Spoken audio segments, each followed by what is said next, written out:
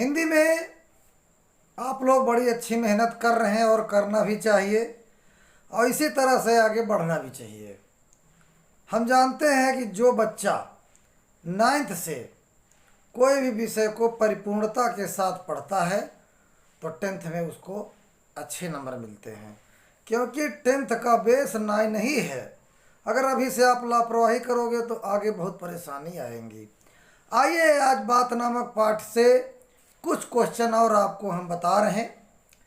तो यहाँ पर एक टॉपिक आता है बहुत अच्छा कि मर्द की जबान, मर्द जो मर्द होते हैं ना, मर्द की जबान यानी बात का उद्भव स्थान, और गाड़ी का पहिया चलता फिरता ही रहता है। आज जो बात है कल ही स्वार्थांधता के वश हुजूरों की मर्जी के मुताबिक, हुजूरों यानी हुजूरों की मर्जी के मुवाफिक दूसरी बातें हो जाने में तनिक परिवर्तित कर लेना नीति विरुद्ध नहीं है, पर कब जात्युपकार, देशोद्धार, प्रेम प्रचार आदि के समय, न कि पापी पेट के लिए। मेरे बच्चों, अब हम इसमें से 5 क्वेश्चन आपको पूछेंगे। कहने का मतलब है हमें कब सच बोलना चाहिए और कब झूठ बोलना चाहिए। यहाँ पर प्रताप नारायण मिश्र जी यही कहना चाहते हैं, है ना। आप अगर सच बोलते हो लेकिन आपके सच बोलने से किसी की ज़िंदगी बर्बाद होती है तो उसका पाप आपको लगेगा। इसलिए अगर झूठ बोलने से किसी की ज़िंदगी बचती है, समाज का भला होता है, जात का भला होता है, परिवार का भला होता है, और सबसे बड़ी बात है कि आपके झूठ बोलने से अगर देश का भला होता है तो वो झूठ आपके लिए पाप नहीं, वो झूठ आपके लिए पुण्य साबित होगा। आइए, तो यहाँ पर पहला क्वेश्चन है कि उपर्युक्त गद्यांश का संदर्भ लिखिए। बच्चों, संदर्भ हेडिंग डालना है ना। तो प्रस्तुत गद्यांश हमारी पाठ पुस्तक के गद्य खंड में संकलित पाठ बात से उद्धृत है और इसके लेखक प्रताप नारायण मिश्र जी है। ये आपका पहला क्वेश्चन कंप्लीट हो गया, कोई परेशानी नहीं। हिंदी जो है समझो, है ना। अगर आप हिंदी समझेंगे नहीं तो फिर आप बहुत परेशानी पड़ जाएंगे, समझ के पढ़िए। दूसरा क्वेश्चन है कि रेखांकित अंशों की व्याख्या कीजिए। रेखांकित अंश की व्याख्या कीजिए। रेखांकित अंश की व्याख्या यानी जिस जिस लाइन के नीचे रेखा है उसी की आपको व्याख्या करना है। अब किस लाइन की रेखा, किस लाइन के नीचे रेखा। यद्यपि कभी कभी, हम जानते हैं, यद्यपि कभी कभी अवसर पड़ने पर बात के अंश का कुछ रंग ढंग परिवर्तित कर लेना नीति विरुद्ध नहीं है, पर कब जात्युपकार, देशोद्धार, प्रेम प्रचार आदि के समय, न कि पापी पेट के लिए, है ना। अरे भैया, पापी पेट के लिए झूठ ना बोलो, लेकिन देश का जहाँ भलाई हो वहाँ झूठ बोलना चाहिए। तो रेखांकित अंश की व्याख्या हेडिंग डाल दिया आपने। अब जिस लाइन के नीचे रेखा है उसकी हम व्याख्या करेंगे। देश की भलाई की कामना, देश की भलाई की कामना अथवा समाज कल्याण के लिए कभी कभी अपनी वचनों में की गई हेरी फेरी यानी हेरा फेरी भी खराब नहीं है, है ना, क्योंकि इसके पीछे एक अच्छा लक्ष्य छिपा रहता है।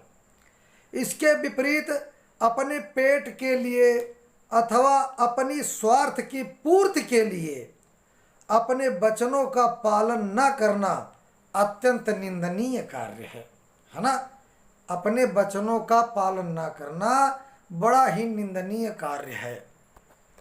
तो जैसे कि मैंने अभी बताया कि देश हित की जहाँ कामना हो, जहाँ आपके अंदर देश की भलाई की इच्छा हो और समाज कल्याण के लिए अपने समाज की भलाई की इच्छा हो, तो अपने वचनों में थोड़ा हेरा फेरी कर दो, हेरी फेरी कर दो, उनको वचनों को घुमा दो तो आपको पाप नहीं लगेगा।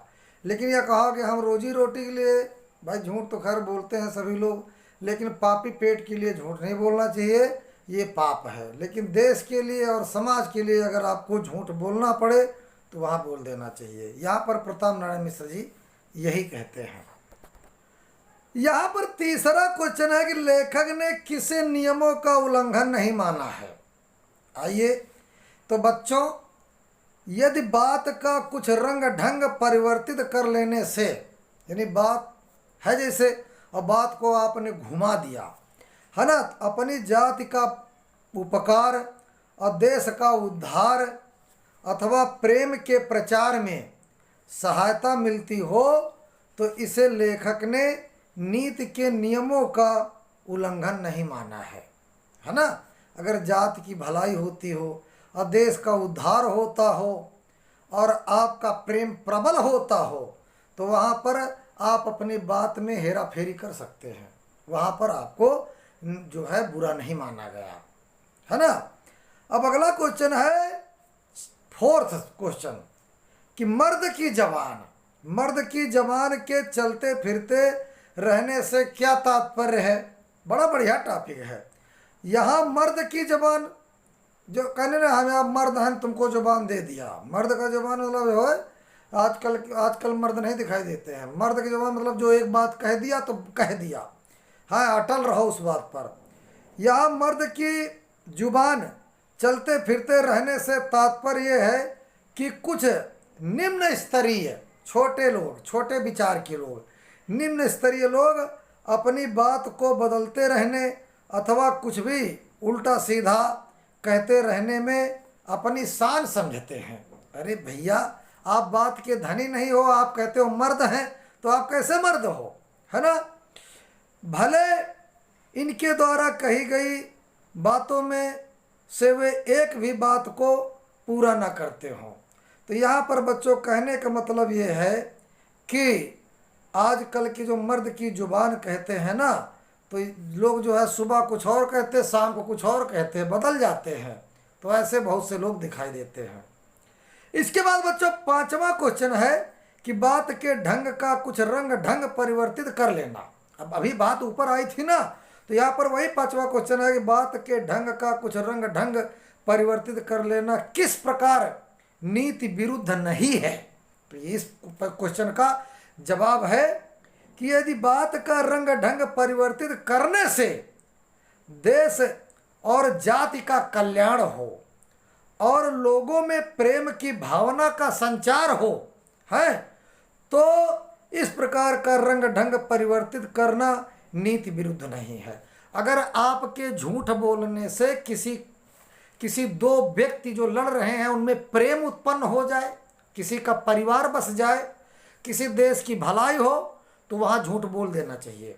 जैसे मान लिया किसी का परिवार टूट रहा और तुम्हारे झूठ बोलने से परिवार में मेल हो गया, दो भाई मिल गए, पति पत्नी मिल गए, भाई बहन में प्रेम हो गया, दो लोग मिल गए, तो वहाँ तुम्हारा झूठ बोलना अच्छा है। तुम्हारे झूठ बोलने से उनके दिल तो कम से कम जुड़ गए, दोनों में प्रेम तो हो गया। इस तरह से वहाँ झूठ बोलना चाहिए जहाँ पर किसी का नुकसान न हो, किसी का लाभ हो, वहाँ झूठ बोल देना चाहिए। तो इस प्रकार से बच्चों मैंने ये इस टॉपिक को समझाया और इसको आपको पढ़ाया। एक और बात है, एक क्वेश्चन और दे रहे हैं कि बातें हाथी पाइए और बातें हाथी पांव से लेखक का क्या तात्पर्य है। बहुत अच्छा टॉपिक है और इसीलिए हम इसको यहाँ रखना चाहते हैं। तो लेखक का तात्पर्य ये है कि सुंदर बात कहकर, अच्छी बात कहकर व्यक्ति पुरस्कार के स्वरूप में हाथी प्राप्त कर सकता है। यानी अगर आपके अंदर बात करे तमीज है तो आप हाथी जैसी बड़ी चीज प्राप्त कर सकते हैं। और बुरी अथवा कटु बात कहकर दंड स्वरूप, यहाँ पर सजा है ना, हाथी के पैर के नीचे कुचले जाने की सजा भी प्राप्त कर सकता है। अगर आदमी के अंदर बात करे तमीज है तो वो हाथी जैसी बड़ी चीज पा सकता है पुरस्कार के रूप में।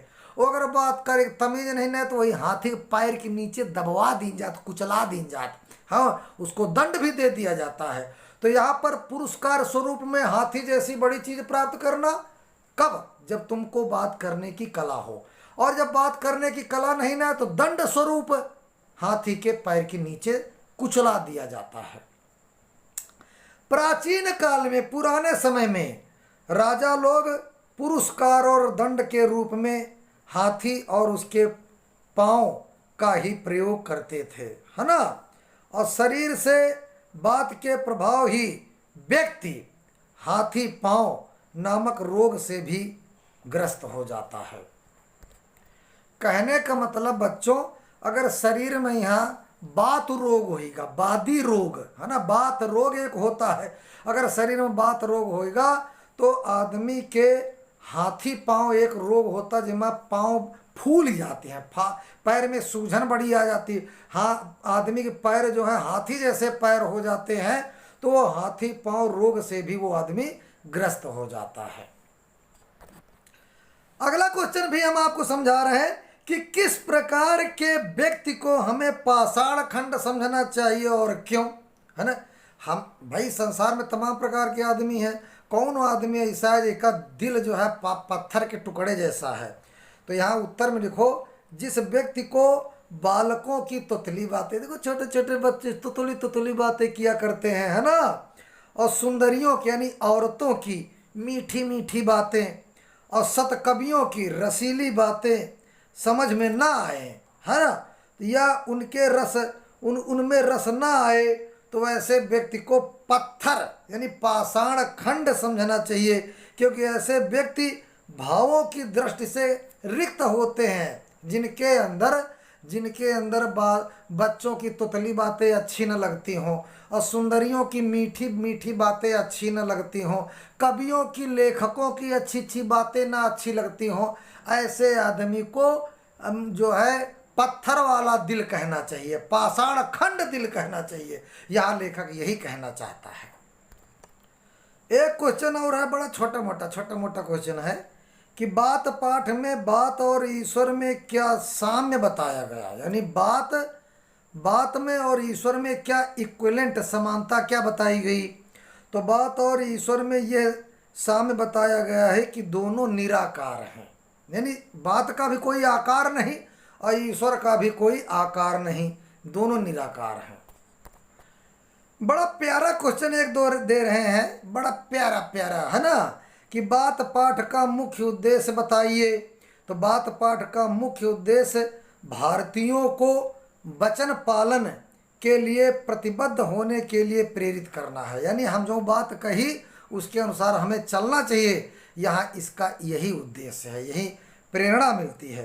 अगला क्वेश्चन है कि लेखक ने भारत के कुपुत्रों द्वारा मर्द की जबान का क्या अर्थ बताया है। तो उत्तर में बच्चों लिखो, लेखक ने भारत के कुपुत्रों द्वारा मर्द की जबान का अर्थ गाड़ी का पहिया बताया है, जो चलता फिरता ही रहता है। उसी प्रकार मर्द की जबान भी चलती फिरती रहती है। सवेरे कुछ और कहें, शाम को कुछ और कह रहे हैं, सुबह शाम को कुछ और कहें, सुबह कुछ और कह रहे हैं। जैसे गाड़ी का पहिया चलता फिरता, वैसे मर्द की जबान आजकल के लोग जो हैं वो जो कहते हैं मर्द की जबान, तो वो बदल देते हैं। पहले के ज़माने में ऐसा नहीं था, आजकल के लोग हैं ऐसे, है ना। इसके बाद बच्चों अगला क्वेश्चन है, प्रताप नारायण मिश्र किस युग के लेखक हैं। तो प्रताप नारायण मिश्र भारतेंदु युग के लेखक हैं। अगला क्वेश्चन है बच्चों, प्रताप नारायण मिश्र किस महान साहित्यकार को अपना गुरु मानते थे।